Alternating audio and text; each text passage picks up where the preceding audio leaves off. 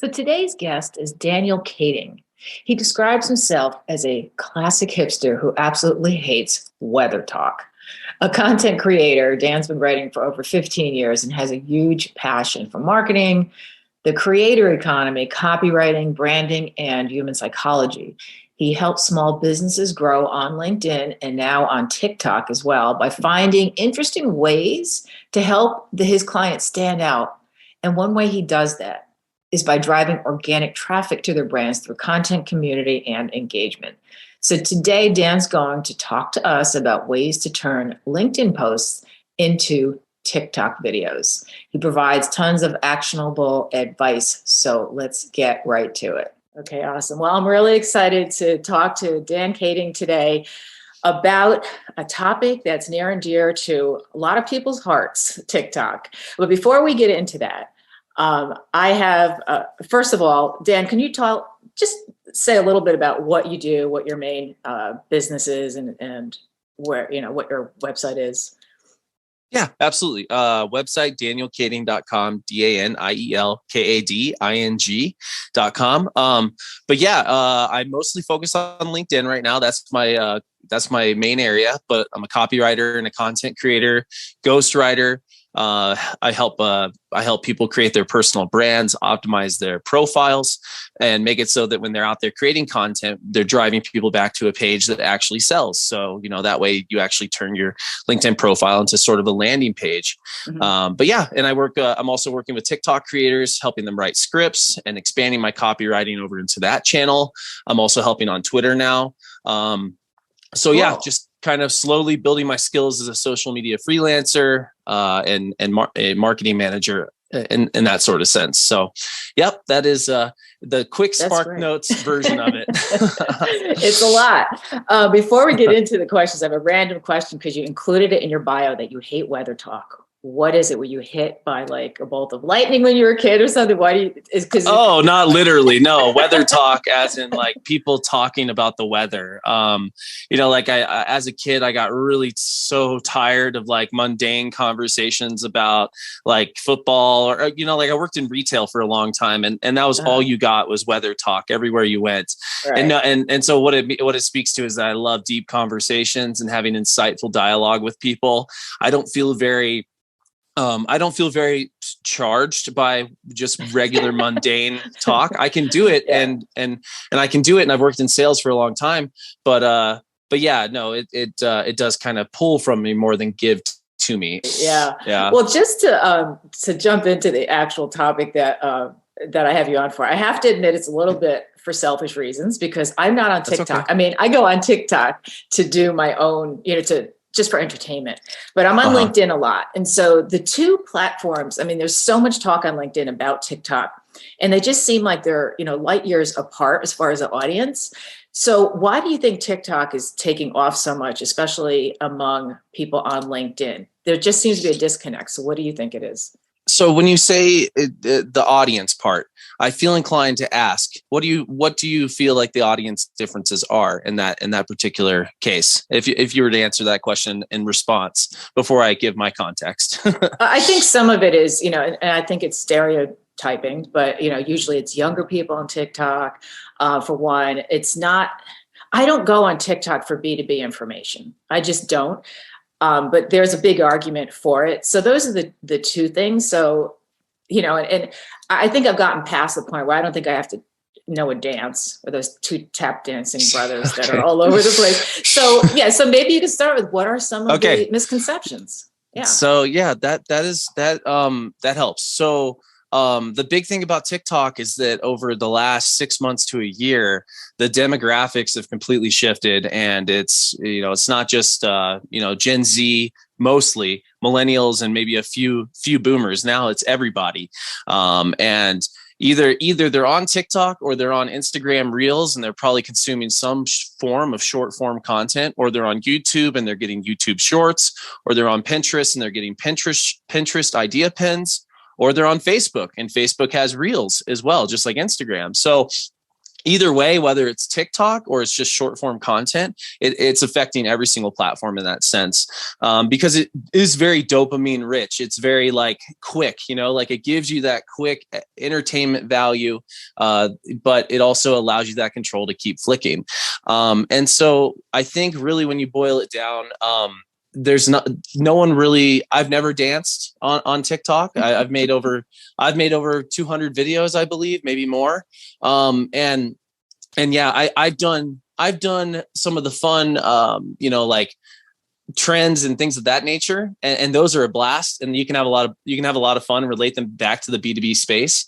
But yeah, no, I think that the biggest disconnect might be maybe the search aspect, maybe the fact that you can go onto LinkedIn and you can type in a hashtag within the B2B space and find some people that are connected to that. And maybe that feels less intuitive to a TikTok search, but you can still do a lot of the exact same stuff and a lot of the exact same things that B2B people are looking for and problems that they have and solutions that are being offered in a visual sense. They're happening on TikTok too. So it's just a matter of shifting past that initial, like you said, stereotype of it being a lot of dancing and a lot of young people, and realize that there's a lot more than that. And I think even people like Gary Vee are at conferences and they're like, no one's asking you to dance. He's like, we want you to come to TikTok and you don't have to dance. All right. You can come here and just create something, put a little bit of music to it, create a great insight, and entertain people and educate them in the same exact way you would on LinkedIn, just in a visual sense. And it kind of helps people get to know you a little bit better. So, yeah.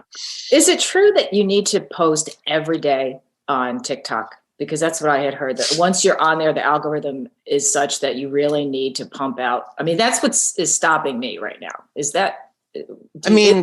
Yeah. I think every platform you kind of have to be there every day.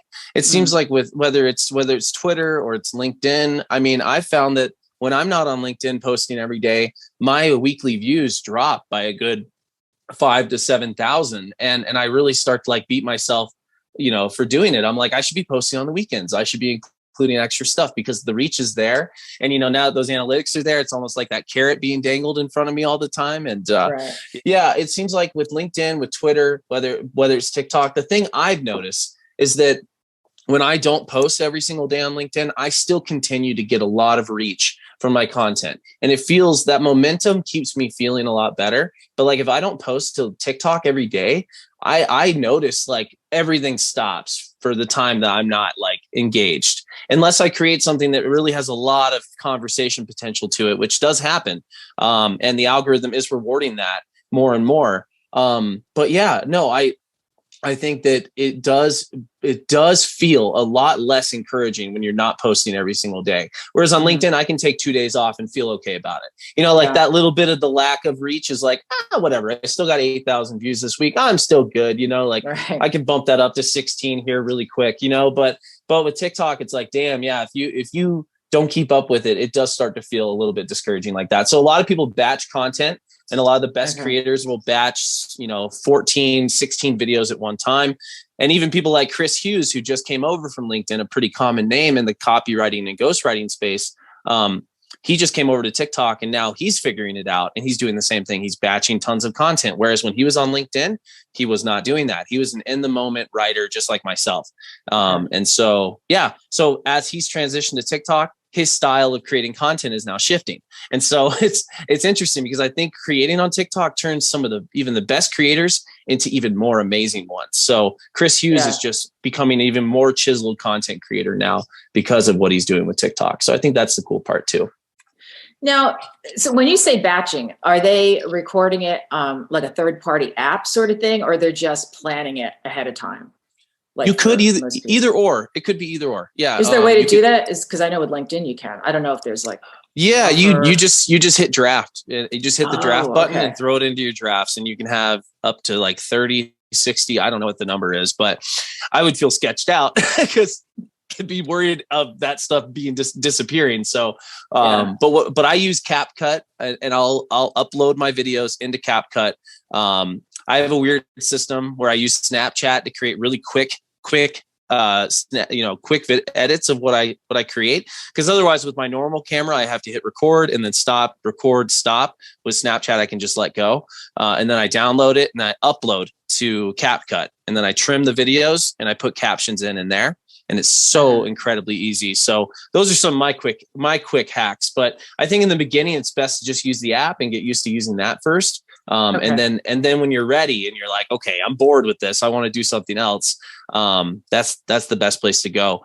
But really, when you first get into the app, I think the best thing to do is to try not to get too overwhelmed and just focus on the basics, because you look at all that stuff and it's like, you're at like this giant convention and there's all these effects everywhere and you have no idea what any of this stuff means. And there's no explanations, and you're left to go on Google and like, yeah, that's a bad route to go. You end up in someone's sales funnel, and before you know it, you're buying courses, and before you know it, you're buying a course for something you could have just figured out on your own. Yeah. It happens to the best of us. Yeah. So, but really it's not approachable in that sense, I would say. So I LinkedIn has its stereotypes or whatever of being like kind of snooty, business focused, kind of boring or whatever. It depends on how you look at it. And then TikTok, on the other hand, is really unapproachable in the sense that it's really difficult to start creating. It does feel incredibly overwhelming. So it's not just me. No, it's everybody. Yeah. So I think that's what holds a lot of people up. And also, I think once you get past like the demographics part and you're like, okay, there are people here that think like me and look at the world like I do. Like once you get past that, then it's like, okay, how do I create? And that's the next step. But yeah, batching is great, because then you can have, 1 or 2 videos go out a day. And then as you entertain yourself with the platform, you'll see a trend you really like, and you can save that and you can recreate it on your own. And you don't have to do it right then and there, but you can save ideas for later and stuff like that too. Well, comments on LinkedIn are super important. And everyone always talks about, you need to really comment on other people's posts. Is that the same with TikTok? Are comments just as important as far as getting you out there, your video out there? The trends are leaning in the way that they're becoming much more important, because before it was all about watch time and shares. But people don't share as often as like TikTok may think they do. Like, I mean, I feel like the place where people share the fastest is on Twitter for sure. And they're quick to do it. Like that's half the fun, is retweeting stuff. But like in other communities like Instagram, you don't really share anything all that often, or it goes to your story for a brief moment. So yeah, I think when it comes to the stuff that's going on with LinkedIn and remind me again what we were about if you were the comment section, because I know that the trends are leaning towards it becoming much more important. Thank you. Sorry. The trends are leaning towards it becoming much more important, and a lot of creators are calling out the comment section and asking for that feedback. But also, it creates an opportunity for you to create video content too, because if someone drops a really good comment on what you say on LinkedIn, all you can do is respond with a text or whatever, or maybe a GIF if you want to have some fun. But like other than that, you can't really put anything in there, or maybe a link or something. But on TikTok, you can click respond with a video, reply with a video. And so then you create a reply video and it populates their little question right here on the screen. And then it showcases that question. You can drop in captions and you can put music to it.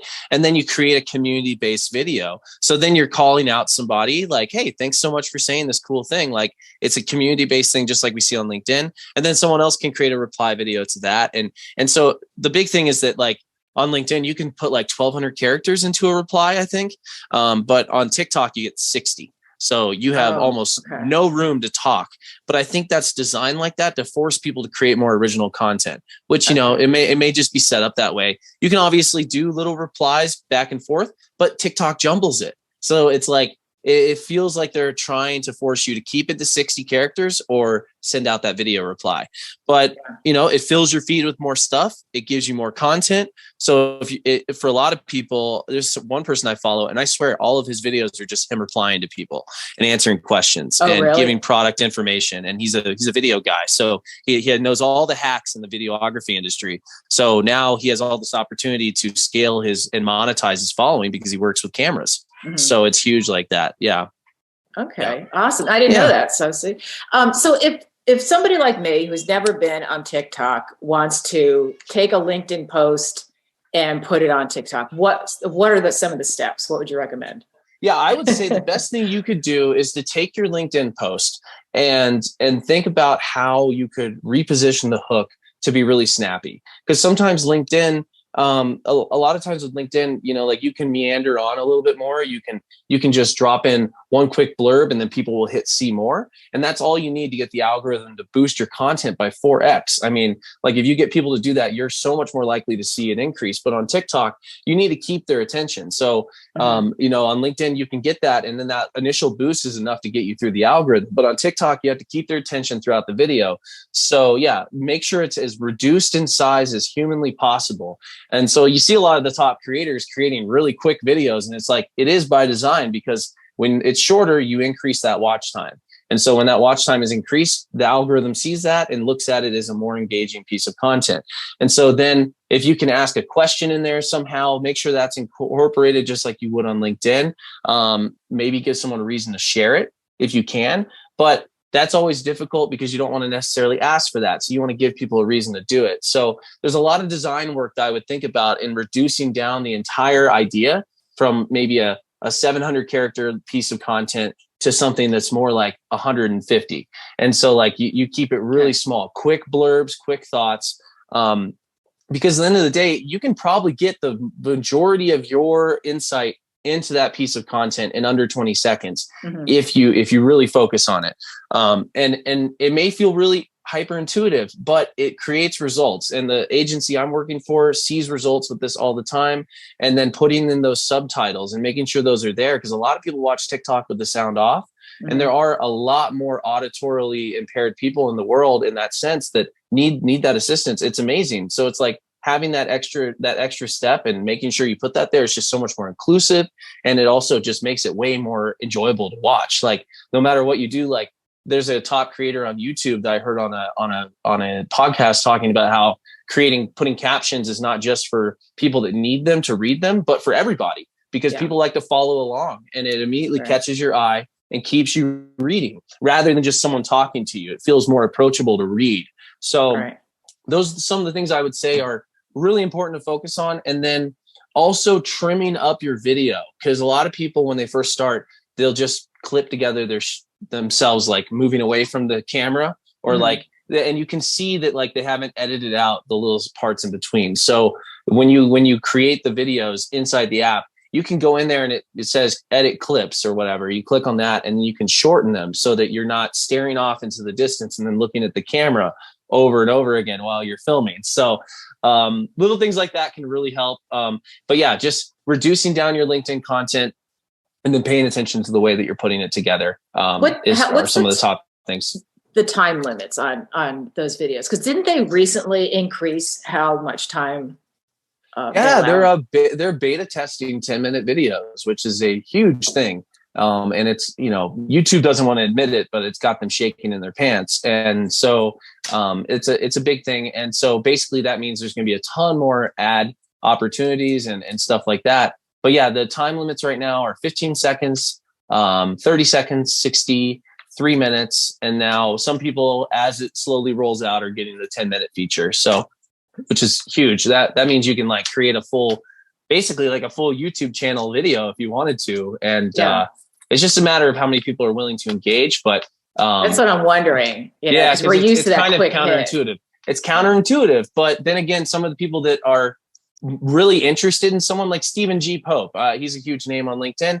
I would totally watch one of his videos for 10 minutes. And a lot of people would. They'd be like, dude, this guy knows his. So I think people with really strong brands are going to see a ton of engagement from those 10-minute videos. But for maybe the average people, maybe even myself, like a 10-minute video would be tough to hold people's attention for sure. It seems long. And then here's another thing I wanted to run by. This is actually somebody on TikTok said this. She said, please, if you like my video, don't stop the video before I'm done, before it's finished. Because she said, if you like a video and then you scroll past it before you're finished watching it, the algorithm will pick it up as a bot. Have you heard that? And is that true? No, but it makes total sense though. So basically it's like, it's seeking engagement. It's like, there's no way that you could like that video, like actually like it in your head. If it's like 30-second long video in a matter of a second. So yeah, I bet it could get you flagged in the algorithm for sure. So yeah, I think it'll either think you're a bot or it's going to kick you off for negative behavior or something like that. Definitely. So probably would be against best practices for sure. But yeah, I think if you're going to engage with people, whether it's LinkedIn or it's Instagram or it's anywhere, I mean, or it's TikTok, like, yeah, be genuine, like if we're hitting people with likes just to get them to follow us, then that means we're telling the algorithm we like something that maybe we don't really like too. So with the longer ones, like this is why I was asking about the length, because I'm like watching it. Some of these people, I really love their videos, but they're going on and on now because there seems to be, they're just longer. And so I find that if I like it, I will stick around ever since I saw this video, because this woman's like, please, I beg you, don't like this video and then move on, because she said it ruins all the algorithm. So now if I like something, I make sure I watch the whole thing. So, because it does make sense to me. I might make a post about that. Yeah, that's really smart. Frankly, yeah, that's a good hack. I mean, I would probably say that's true. And yeah, so we'll see how it goes. It's a beta test like anything. And sometimes it's like a lot of platforms need to stay in their lane, like no one wants to become IG and get washed out and completely, hated across the creator world because you do all this weird stuff. But yeah, so like LinkedIn has done a really good job of sticking in its lane, long form content for B2B professionals. Like Twitter has stuck in its lane, short form content. It hasn't, like maybe they've tested out some story features and stuff like that, but like they haven't done anything huge, It's not like Twitter is going to come out with its own short form content. They're not doing it. And so like, beyond that, like all these other places are creating their own little version, so it's going to be interesting to see like who ends up creating what and what ends up staying on each platform in that sense. And I think it's ever morphing, but sometimes maybe it's good for them to just stick to what they're doing and just keep appealing to their audiences in the way that they should, so they don't become, it's important to keep doing.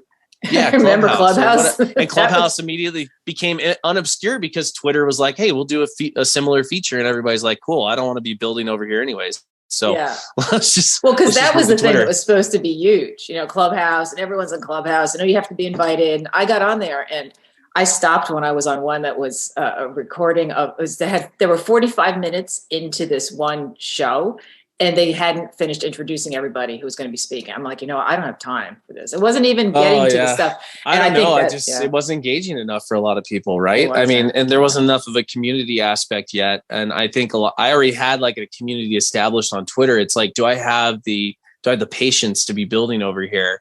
That was my thought. And they did a really good job with the hype and all that stuff. Maybe you could look at it as not a good job. It was kind of annoying the way they did it, like only available to Apple and only available on invite. Right. And then you get there and it's not that great.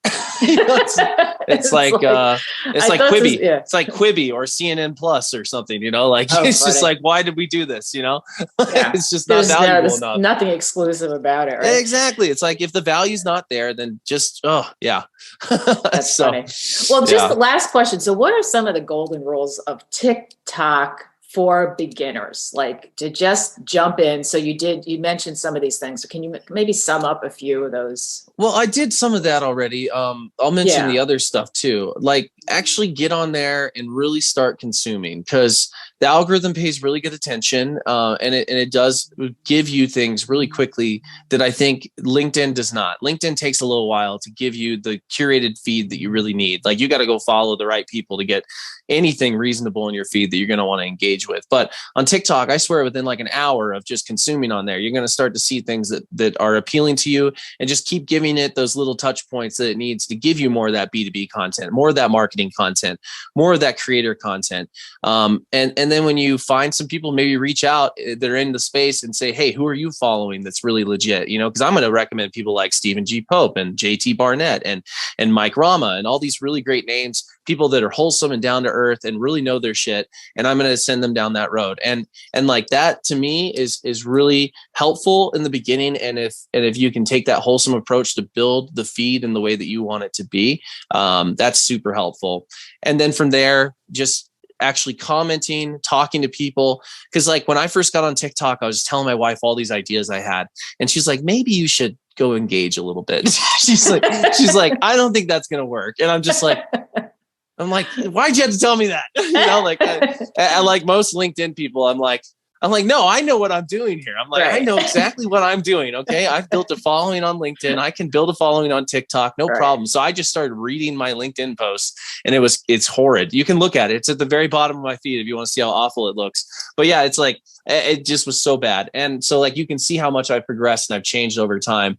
And it's like, I think TikTok kind of, you have to give into that a little bit and just like figure out how other people are creating and get a feel for it. Because sometimes you'll see these conversation pieces where people are talking to two people, but it's actually them and they're dressed up, or like there's different trends that have stuck for a long time. And then there's other stuff that comes out of nowhere. You're like, what was that? Like, or you'll see like someone talking, but it's not them talking, it's the audio at the bottom. You're like, oh, that is hilarious. That's from one of my favorite movies. Yeah. Yeah. You save that. And then, like you see one from one of your favorite movies or whatever. One of my favorite ones I ever did was like this evil laugh and then a zoom out feature. So I didn't have to do the zoom because I didn't know how to do that, but it was saved. So I took it and it zooms out. And then in the middle of me zooming out, it goes, it like laughs, big, super deep laugh. And then it's like, amazing or something. And then I put, after you've read the title of your ebook 784th time or whatever, after you've read the title of your ebook for the 784th time, and then it's me laughing and I'm like, it's amazing, and I think that stuff is so much fun to do. So I think if you can find that rhythm and just kind of find a few things that you would want to do and then mesh your style into that TikTok style, that will be the easiest way to start out. Because like you see the people that come out and they just like, they post their podcast interview and they don't think about clipping it up and making it quick or whatever, filming from the 16:9 ratio or whatever this thing is. That does hurt and people don't pay attention to it. It's like the community doesn't want it. And it's like when I came on there and just started reading my LinkedIn posts, I got no engagement. No one wanted to hear it. It wasn't compelling enough because I hadn't designed it to feel good on that type of platform. So, so that would be my first thing, other than the stuff I already mentioned about like, clipping your videos, adding in a little bit of music, keeping it as short as you can, really trying to write a script in advance and not just yammering on. But that can work too sometimes. So, I'm just one guy, but yeah, from my experience, that's what I've noticed is having that script can help so much. Just, as a hook, a quick hook, 3 bullet points tops, and then a CTA. And the CTA should be to follow you, to comment, a call to conversation, or schedule a call with you, whatever, So it could be almost anything. Just make sure it's there so people know what to do and they don't just keep scrolling or whatever. If a lot of people are going to see it. Yeah, those would be some of my biggest things. Yeah. Well, you may have inspired me to actually start. I'm one of these people. Once I start, though, I mean, I've got to be 100% in or I'm not going to do it. That's another thing too. I think people know that about TikTok. It's a commitment. So it is. When you start, it is important to be ready for it. So, the people that dove right in, I was one of those people. It's like, throw me to the wolves, and you can see the struggle I had in those first 15 videos, which is LinkedIn, great. Yeah. And keep it there so people can see it. It's like, it makes you relatable. It's like, oh, wow, you sucked. You were terrible at this. Like, that's awesome. I suck too, like no big deal. Right. Like, that's what it's all about, is building community, making sure people know that, we came from earlier, much more wholesome and humble roots than any place we've gotten to now. And that we learned a lot along that journey, and exposing that for people is what makes you so relatable.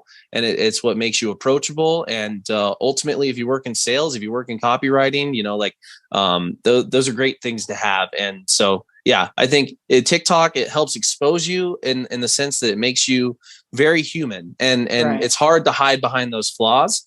And that, to me, I've gotten so many clients just from TikTok, just from people having conversations with me and feeling like they already knew me before they even got into a meeting with me. So as powerful as LinkedIn can be, and it still is an amazing tool, I think having TikTok and being able to share that video content back to LinkedIn is incredibly helpful for that community too, because you're not just the words on a page anymore. You're a human. This is your little portal into my world. You got my Dan sign in the back and my couch my wife sits on when she wants to ask me questions when I'm at my computer.